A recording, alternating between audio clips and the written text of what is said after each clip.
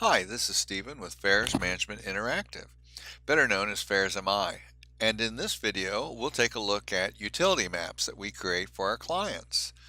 Right here, we've got the Benton County Fairground of Oregon. And you can see that the outdoor map we have here, we have darkened and made it black and white. And this is so that the color coding of the utilities shows up. Now, the utilities are created in layers. Here's a gas line, storm line, and you can turn them on and off.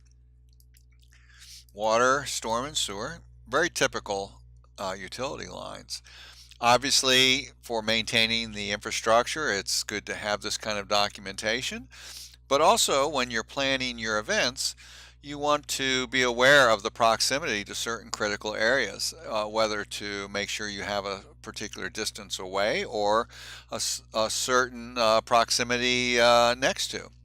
Now, one of the things that you can do with this utility map is that we can drop in specific markers that are labeled with a GPS location so that if you have a critical junction box or water main or something that's maybe even underground or inside a building that you need to locate quickly, we can make as part of this documentation a GPS note so that you can go quickly to this map as a resource and find out where to locate, where to dig to get to that area when you need to in a hurry. Let's go ahead and look at another map. This is the Pima Fairground, which is in Arizona. Now, this particular map, there has not been constructed these utilities. These are for a proposed as-built renovation of the parking lot.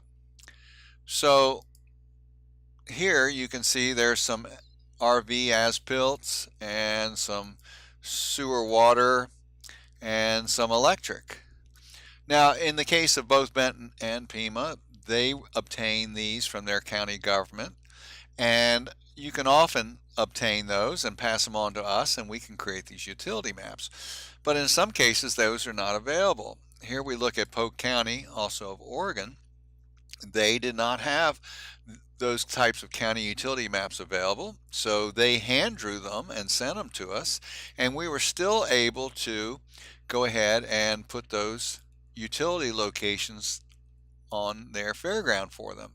Now, in that GPS locators, like we previously mentioned, we can do that with this also, which would make the vulnerable areas and the highly critical areas that much more available and that much more accurately able to be located. All right, so let's go ahead and look at another place. Let's look at the Canadian National Exhibition. Now, they've got extensive utilities. This is a huge facility, and so when we look at their areas, right away there's your underground electric. Now there's an extensive key with that. Let's go ahead and zoom in and look at that, and we'll be able to see two things right away. We'll be able to see the key for that electric, and we'll also notice that the way we create these maps, no matter how far you zoom in on these, they maintain clarity. Let's go ahead and zoom out and look at some of the other utilities for the CNE, and just to see the complexity.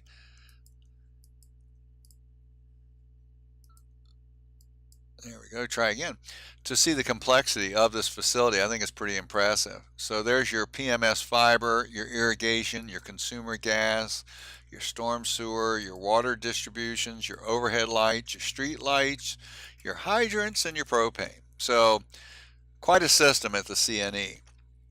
Now, another thing that they did, and we'll go back and we'll look at another version, is that they created an emergency response map for their EMTs, firefighters, and police.